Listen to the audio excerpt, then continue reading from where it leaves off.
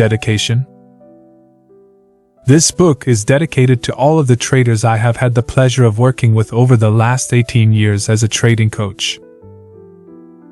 Each of you in your own unique way is a part of the insight and guidance this book will provide to those who choose to trade from a confident, disciplined, and consistent state of mind. Forward.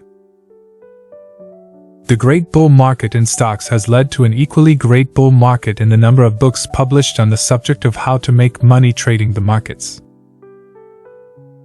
Many ideas abound, some good, some not, some original, some just a repackaging of earlier works. Occasionally, though, a writer comes forward with something that really sets him or her apart from the pack, something special. One such writer is Mark Douglas. Mark Douglas, in Trading in the Zone, has written a book that is the accumulation of years of thought and research, the work of a lifetime, and for those of us who view trading as a profession, he has produced a gem. Trading in the Zone is an in-depth look at the challenges that we face when we take up the challenge of trading. To the novice, the only challenge appears to be to find a way to make money. Once the novice learns that tips, brokers' advice, and other ways to justify buying or selling do not work consistently, he discovers that he either needs to develop a reliable trading strategy or purchase one. After that, trading should be easy, right? All you have to do is follow the rules, and the money will fall into your lap. At this point, if not before, novices discover that trading can turn into one of the most frustrating experiences they will ever face. This experience leads to the oft-stated statistic that 95% of futures traders lose all of their money within the first year of trading. Stock traders generally experience the same results, which is why pundits always point to the fact that most stock traders fail to outperform a simple buy and hold investment scenario. So why do people, the majority of whom are extremely successful in other occupations, fail so miserably as traders? Are successful traders born and not made? Mark Douglas says no. What's necessary, he says, is that the individual acquire the trader's mindset. It sounds easy, but the fact is, this mindset is very foreign when compared with the way our life experiences teach us to think about the world. That 95% failure rate makes sense when you consider how most of us experience life, using skills learned as we grow. When it comes to trading, however, it turns out that the skills we learn to earn high marks in school, advance our careers, and create relationships with other people, the skills we are taught that should carry us through life, turn out to be inappropriate for trading. Traders, we find out, must learn to think in terms of probabilities and to surrender all of the skills we have acquired to achieve in virtually every other aspect of our lives. In Trading in the Zone, Mark Douglas teaches us how. He has put together a very valuable book. His sources are his own personal experiences as a trader, a trader's coach in Chicago, author, and lecturer in his field of trading psychology. My recommendation? Enjoy Douglas's Trading in the Zone and, in doing so, develop a trader's mindset. Tom Hartle. Preface. The goal of any trader is to turn profits on a regular basis, yet so few people ever really make consistent money as traders. What accounts for the small percentage of traders who are consistently successful? To me, the determining factor is psychological. The consistent winners think differently from everyone else.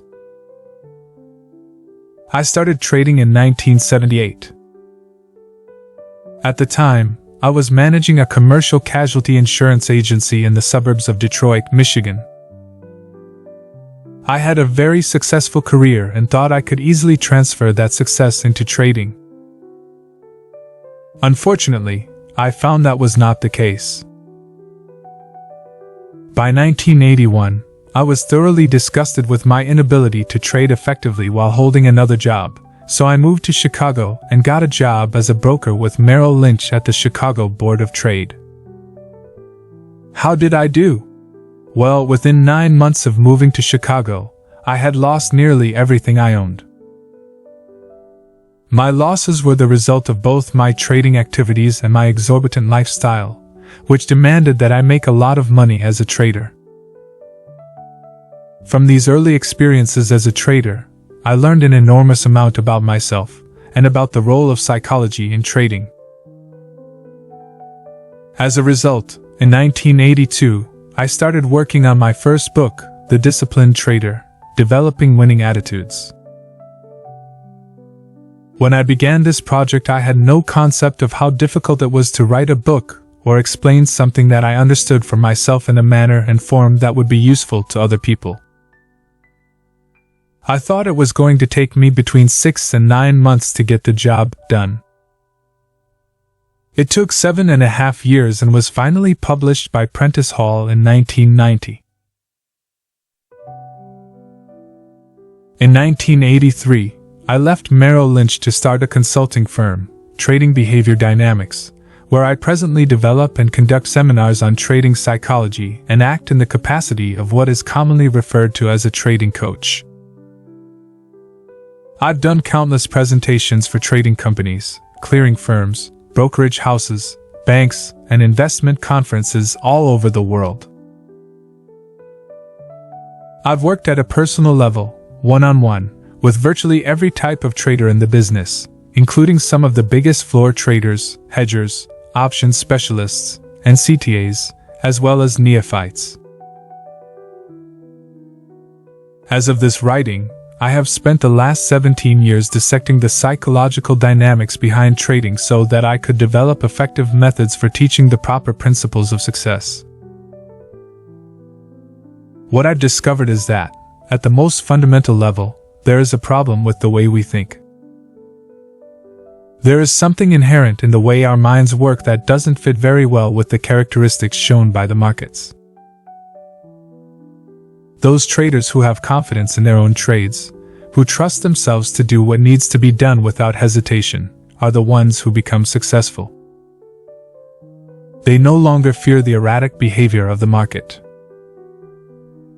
They learn to focus on the information that helps them spot opportunities to make a profit, rather than focusing on the information that reinforces their fears.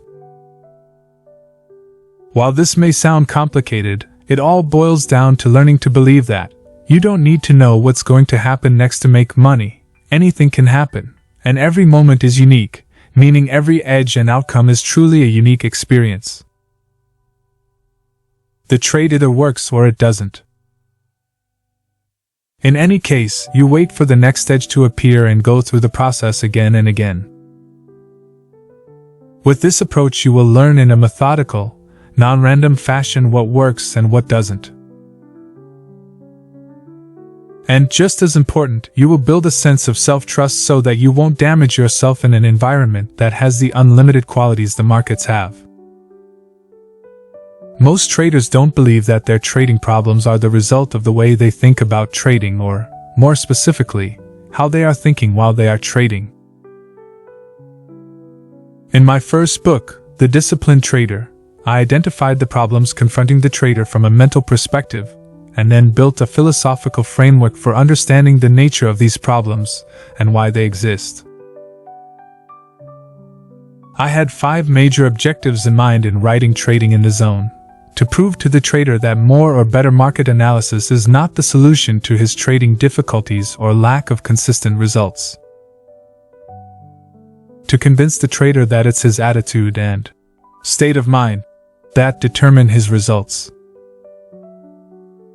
To provide the trader with the specific beliefs and attitudes that are necessary to build a winner's mindset, which means learning how to think in probabilities. To address the many conflicts, contradictions, and paradoxes in thinking that cause the typical trader to assume that he already does think in probabilities, when he really doesn't. To take the trader through a process that integrates this thinking strategy into his mental system at a functional level. Trading in the zone presents a serious psychological approach to becoming a consistent winner in your trading.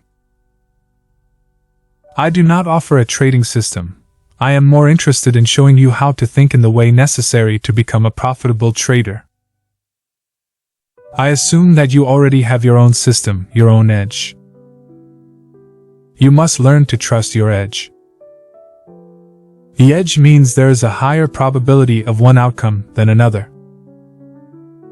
The greater your confidence, the easier it will be to execute your trades.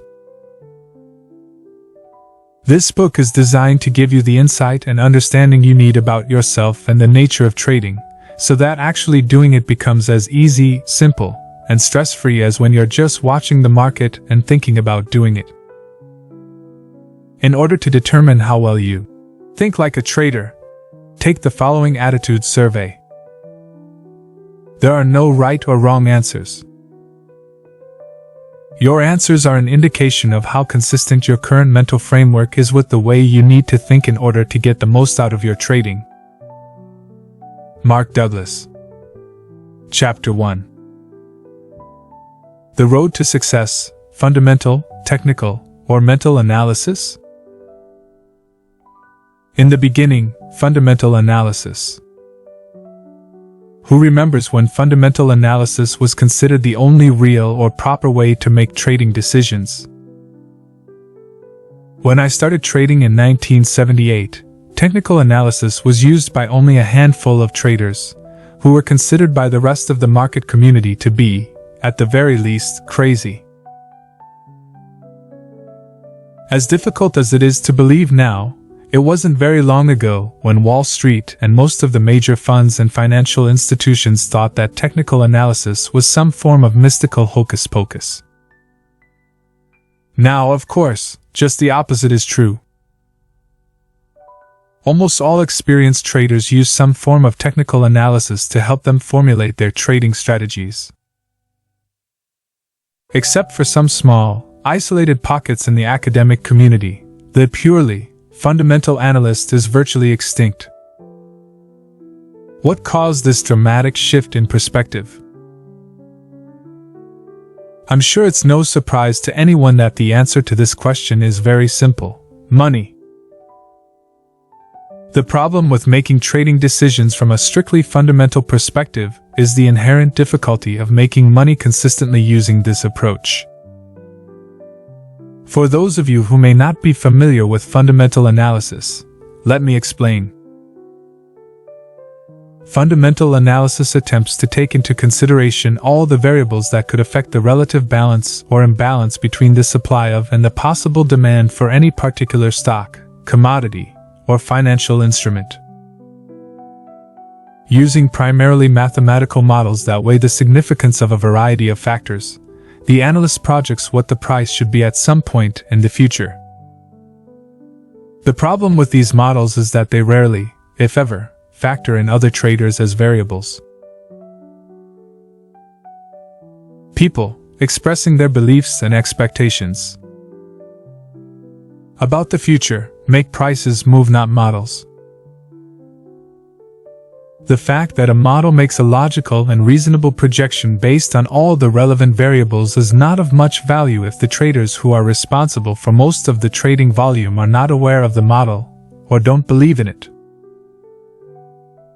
As a matter of fact, many traders, especially those on the floors of the futures exchanges who have the ability to move prices very dramatically in one direction or the other, usually don't have the slightest concept of the fundamental supply and demand factors that are supposed to affect prices.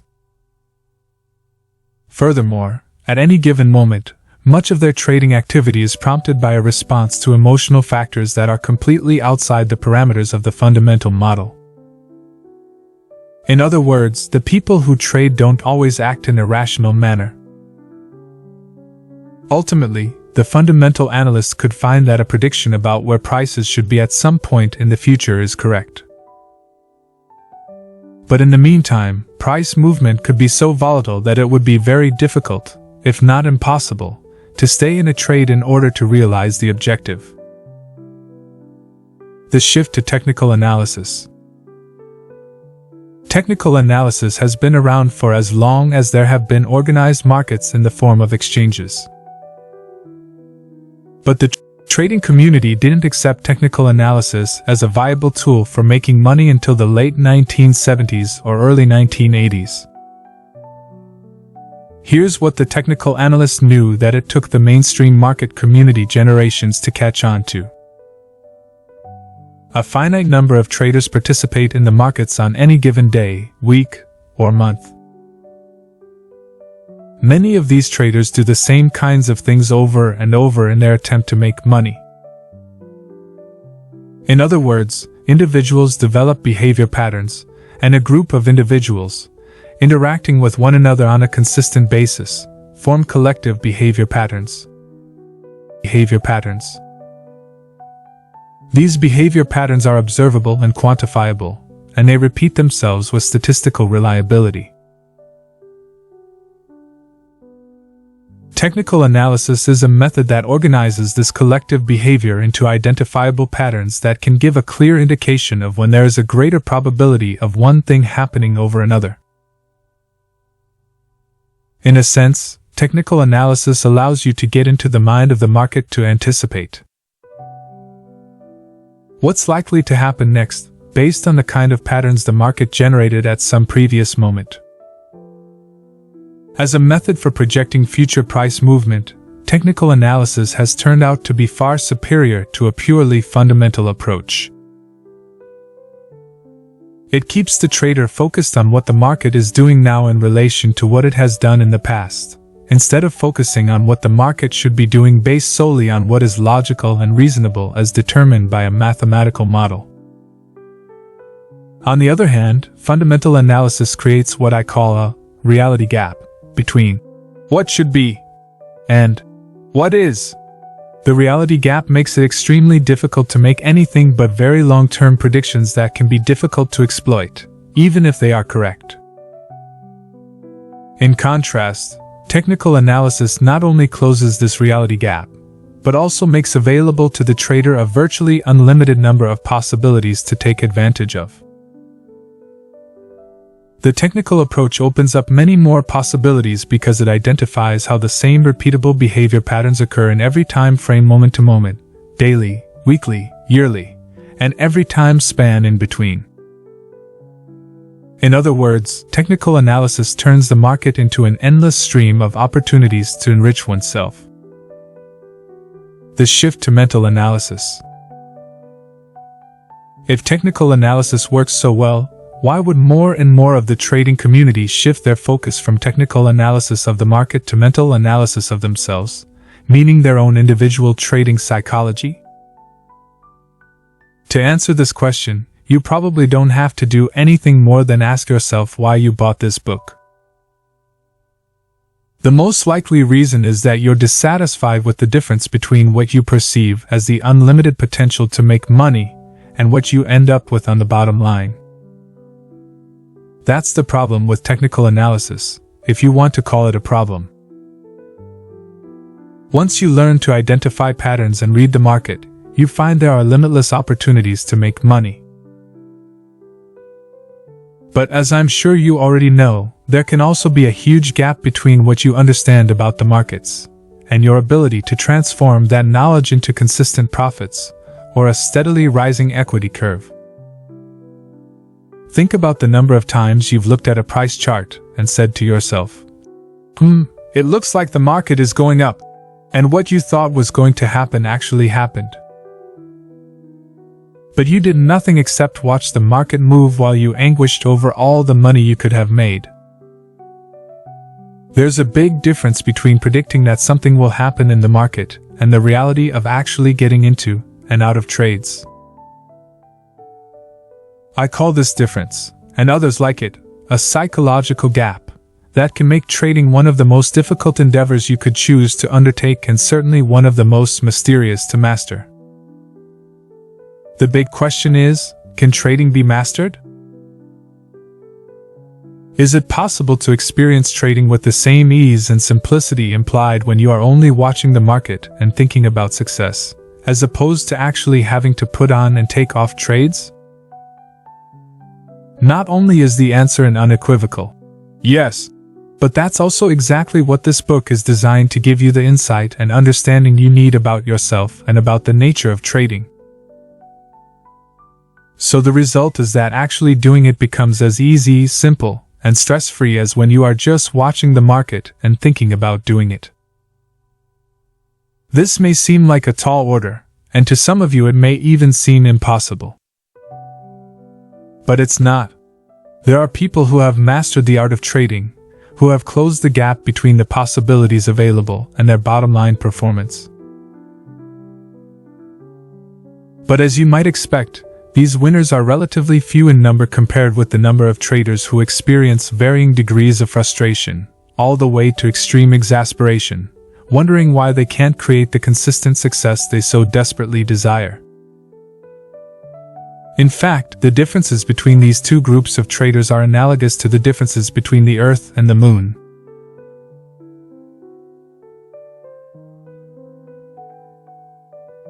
The Earth and Moon are both celestial bodies that exist in the same solar system, so they do have something in common. But they are as different in nature and characteristics as night and day.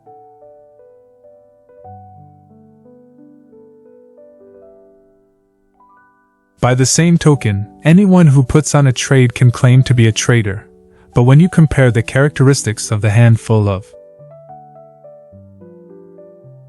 consistent winners with the characteristics of most other traders, you'll find they're also as different as night and day.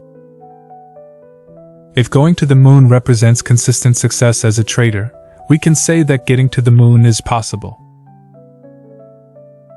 The journey is extremely difficult, and only a handful of people have made it.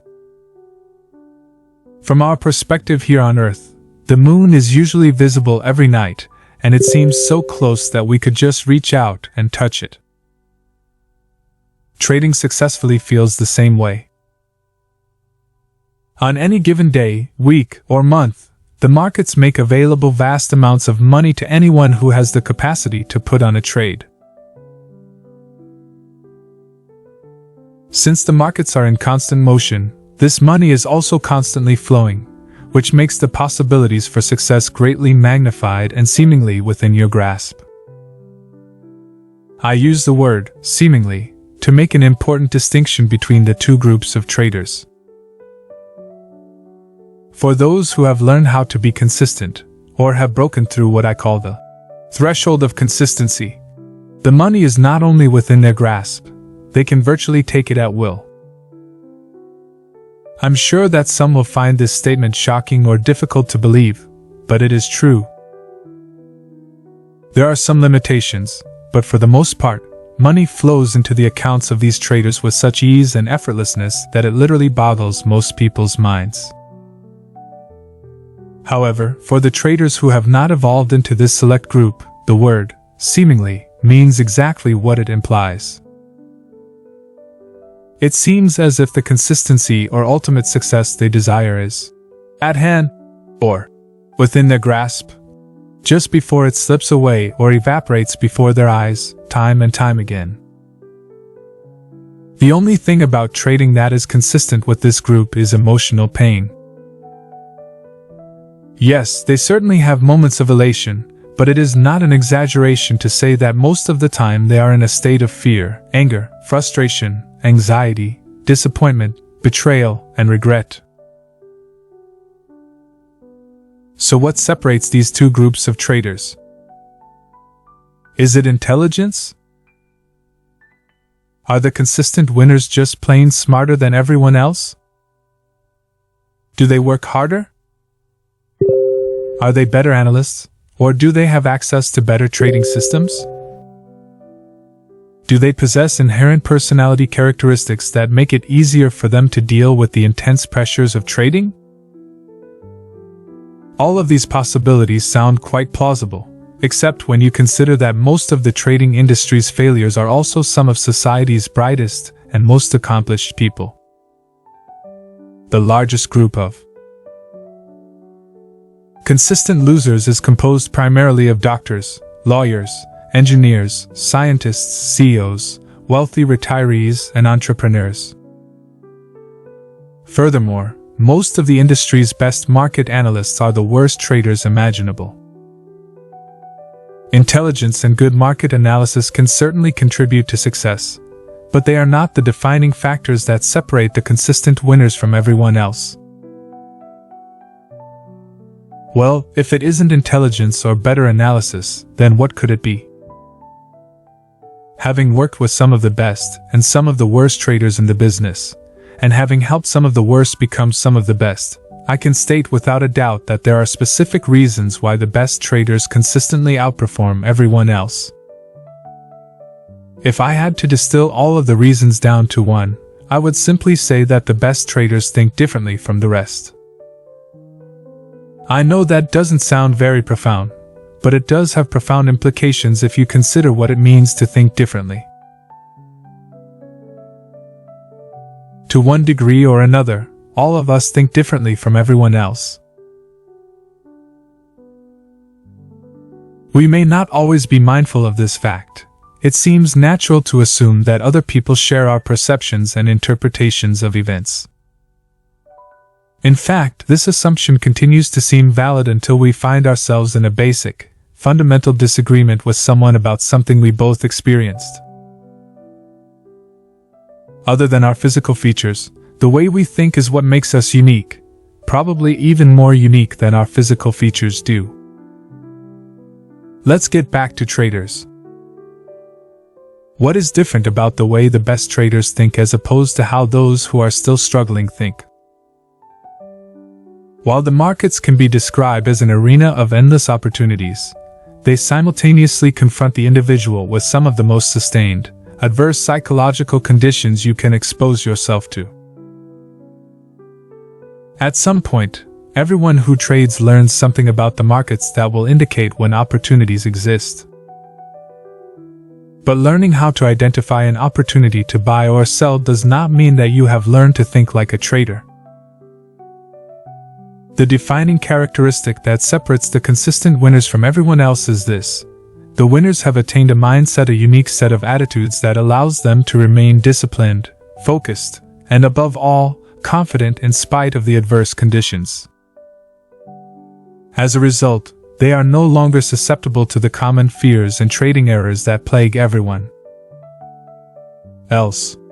Everyone who trades ends up learning something about the markets. Very few people who trade ever learn the attitudes that are absolutely essential to becoming a consistent winner.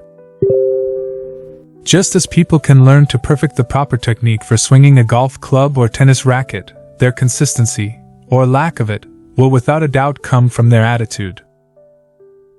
Traders who make it beyond the threshold of consistency usually experience a great deal of pain before they acquire the kind of attitude that allows them to function effectively in the market environment.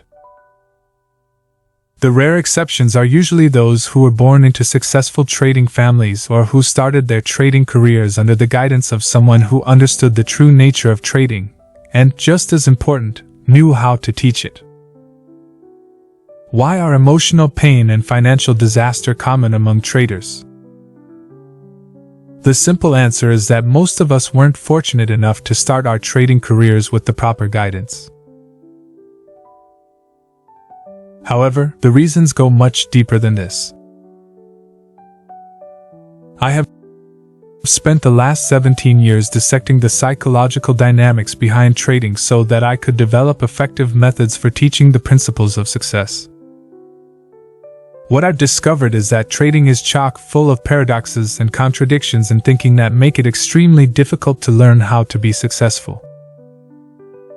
In fact, if I had to choose one word that encapsulates the nature of trading, it would be paradox. Financial and emotional disaster are common among traders because many of the perspectives, attitudes, and principles that would otherwise make perfect sense and work quite well in our daily lives have the opposite effect in the trading environment.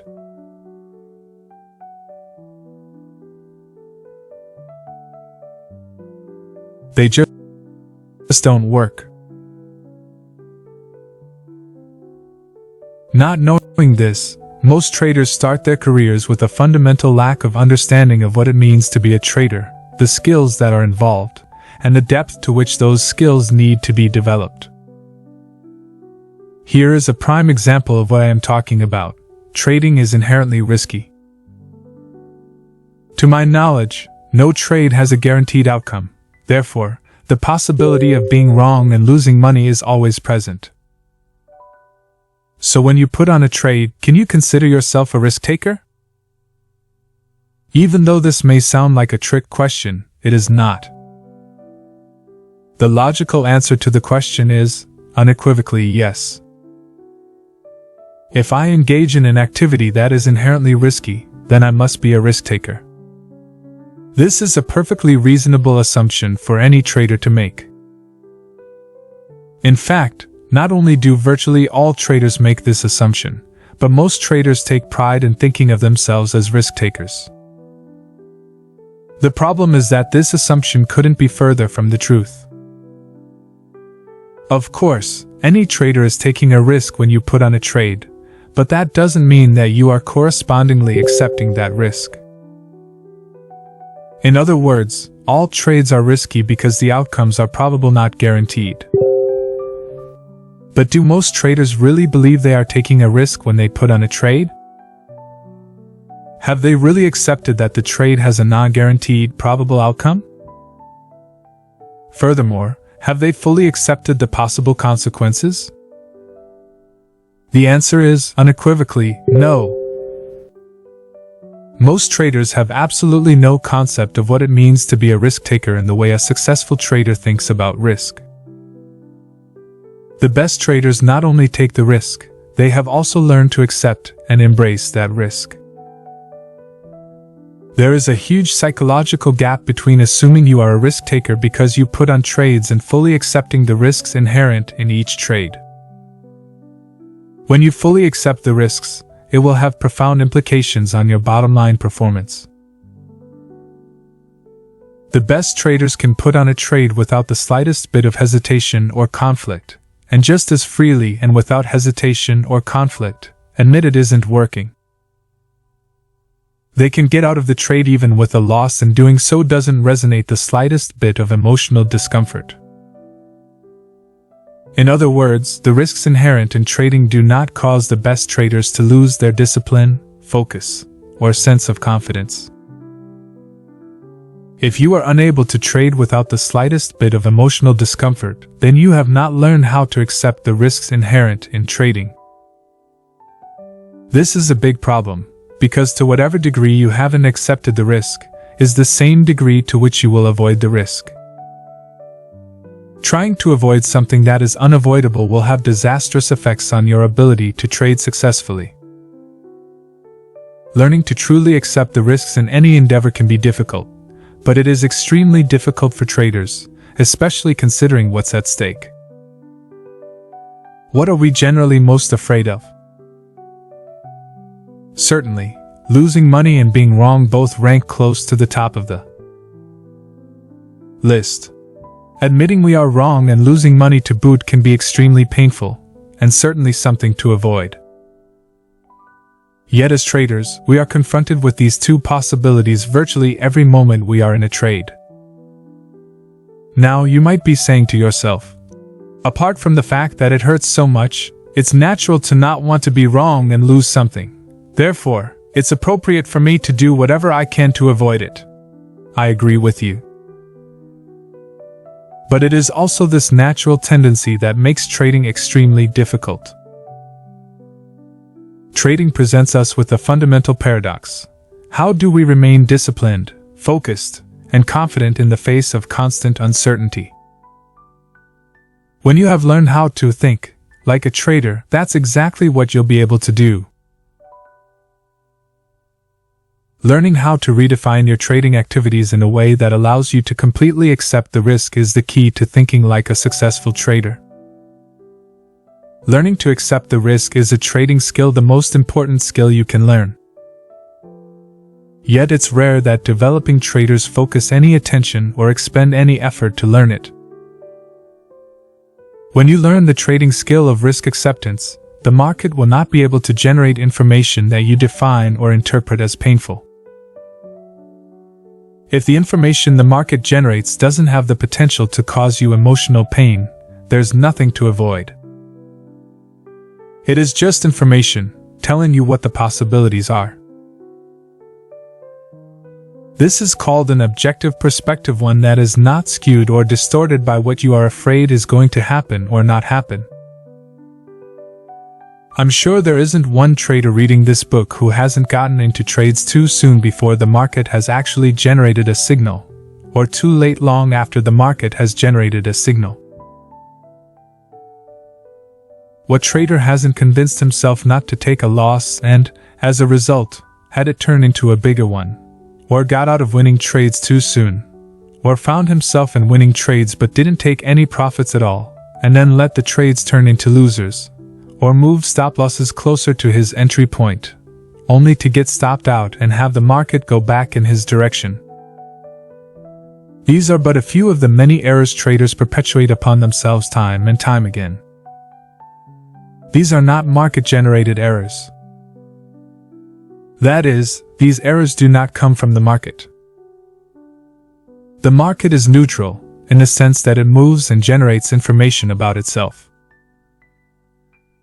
Movement and information provide each of us with the opportunity to do something, but that's all. The markets don't have any power over the unique way in which each of us perceives and interprets this information, or control of the decisions and actions we take as a result. The errors I already mentioned and many more are strictly the result of what I call faulty trading attitudes and perspectives. Faulty attitudes that foster fear instead of trust and confidence. I don't think I could put the difference between the consistent winners and everyone else more simply than this. The best traders aren't afraid. They aren't afraid because they have developed attitudes that give them the greatest degree of mental flexibility to flow in and out of trades based on what the market is telling them about the possibilities from its perspective. At the same time, the best traders have developed attitudes that prevent them from getting reckless. Everyone else is afraid, to some degree or another. When they're not afraid, they have the tendency to become reckless and to create the kind of experience for themselves that will cause them to be afraid from that point on. 95% of the trading errors you are likely to make causing the money to just evaporate before your eyes will stem from your attitudes about being wrong, losing money, missing out, and leaving money on the table. What I call the 4 primary trading fears. Now you may be saying to yourself, I don't know about this. I've always thought traders should have a healthy fear of the markets. Again, this is a perfectly logical and reasonable assumption. But when it comes to trading, your fears will act against you in such a way that you will cause the very thing you are afraid of to actually happen. If you're afraid of being wrong, your fear will act upon your perception of market information in a way that will cause you to do something that ends up making you wrong. When you are fearful, no other possibilities exist. You can't perceive other possibilities or act on them properly, even if you did manage to perceive them, because fear is immobilizing. Physically, it causes us to freeze or run. Mentally, it causes us to narrow our focus of attention to the object of our fear. This means that thoughts about other possibilities, as well as other available information from the market, get blocked. You won't think about all the rational things you've learned about the market until you are no longer afraid and the event is over. Then you will think to yourself, I knew that. Why didn't I think of it then? Or, why couldn't I act on it then?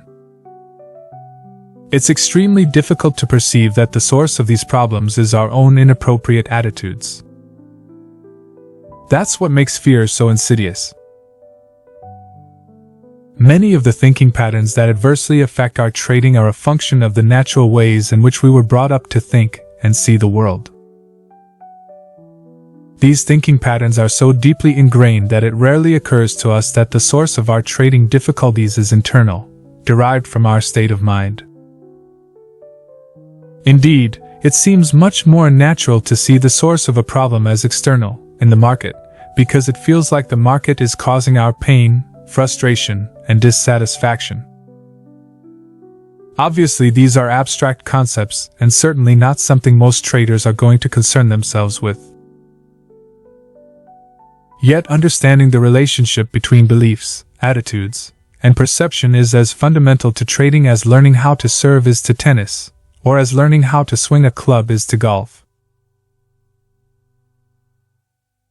Put another way, understanding and controlling your perception of market information is important only to the extent that you want to achieve consistent results. I say this because there is something else about trading that is as true as the statement I just made. You don't have to know anything about yourself or the markets to put on a winning trade, just as you don't have to know the proper way to swing a tennis racket or golf club in order to hit a good shot from time to time. The first time I played golf, I hit several good shots throughout the game even though I hadn't learned any particular technique. But my score was still over 120 for 18 holes. Obviously, to improve my overall score, I needed to learn technique. Of course, the same is true for trading. We need technique to achieve consistency. But what technique? This is truly one of the most perplexing aspects of learning how to trade effectively. If we aren't aware of, or don't understand, how our beliefs and attitudes affect our perception of market information, it will seem as if it is the market's behavior that is causing the lack of consistency. As a result, it would stand to reason that the best way to avoid losses and become consistent would be to learn more about the markets. This bit of logic is a trap that almost all traders fall into at some point, and it seems to make perfect sense. But this approach doesn't work. The market simply offers too many often conflicting variables to consider. Furthermore, there are no limits to the market's behavior. It can do anything. At any moment. As a matter of fact, because every person who trades is a market variable, it can be said that any single trader can cause virtually anything to happen. This means that no matter how much you learn about the market's behavior, no matter how brilliant an analyst you become, you will never learn enough to anticipate every possible way that the market can make you wrong or cause you to lose money. So if you are afraid of being wrong or losing money, it means you will never learn enough to compensate for the negative effects these fears will have on your ability to be objective, and your ability to act without hesitation. In other words, you won't be confident in the face of constant uncertainty. The hard, cold reality of trading is that every trade has an uncertain outcome. Unless you learn to completely accept the possibility of an uncertain outcome, you will try either consciously or unconsciously to avoid any possibility you define as painful. In the process, you will subject yourself to any number of self-generated, costly errors. Now, I am not suggesting that we don't need some form of market analysis or methodology to define opportunities and allow us to recognize them. We certainly do.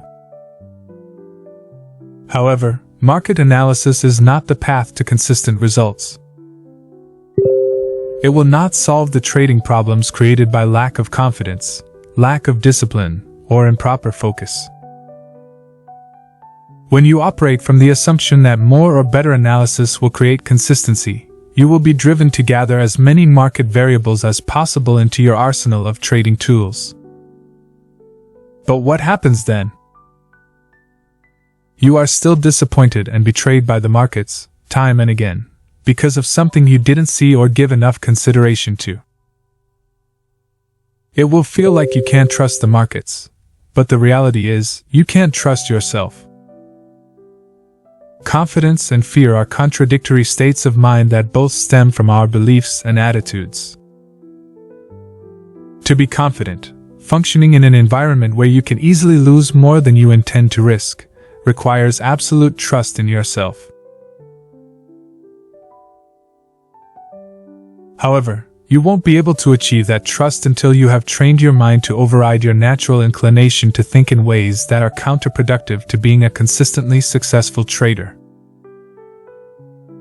Learning how to analyze the market's behavior is simply not the appropriate training.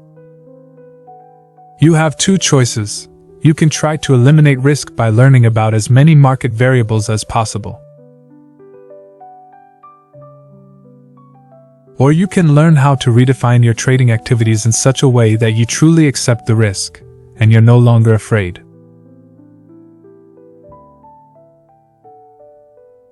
When you've achieved a state of mind where you truly accept the risk, you won't have the potential to define and interpret market information in painful ways.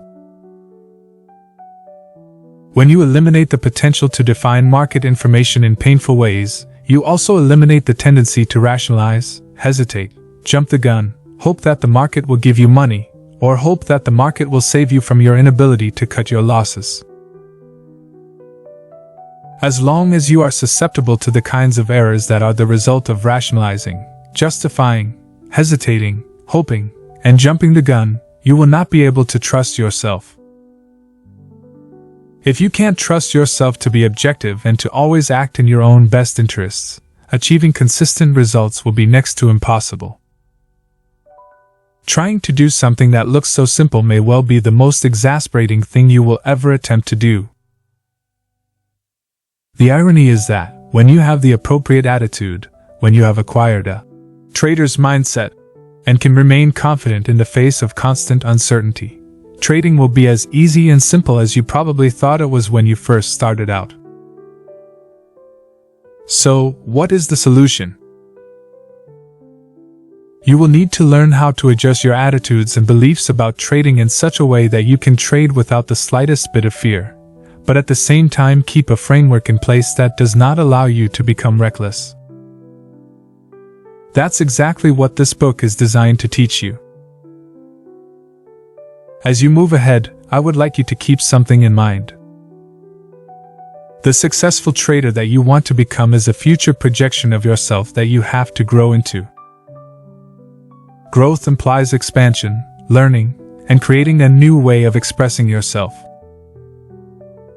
This is true even if you're already a successful trader and are reading this book to become more successful. Many of the new ways in which you will learn to express yourself will be in direct conflict with ideas and beliefs you presently hold about the nature of trading. You may or may not already be aware of some of these beliefs. In any case, what you currently hold to be true about the nature of trading will argue to keep things just the way they are, in spite of your frustrations and unsatisfying results. These internal arguments are natural. My challenge in this book is to help you resolve these arguments as efficiently as possible. Your willingness to consider that other possibilities exist, possibilities that you may not be aware of or may not have given enough consideration to, will obviously make the learning process faster and easier.